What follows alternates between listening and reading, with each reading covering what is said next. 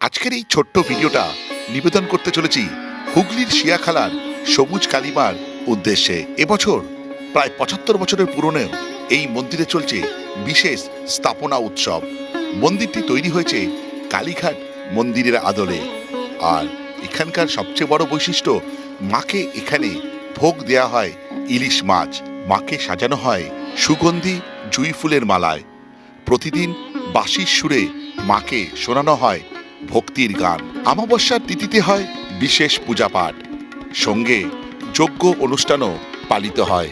মাকে দর্শনের সময় সকাল 10টা থেকে 12টা আর বিকেল 4টে থেকে রাত 8টা পর্যন্ত।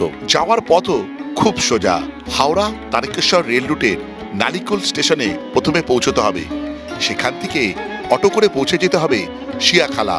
সেখানে পৌঁছে যে কাউকে জিজ্ঞেস করলেই দেখিয়ে দেবে সবুজ কালীমায়ের মন্দির। মোটামুটি 1 মিনিটের মধ্যেই পৌঁছে যাবেন সেখানে। ভক্তি, বিশ্বাস আর লোকাচারের এক অনন্য মিলন এই সবুজ কালীমায়ের মন্দির। জয় মা।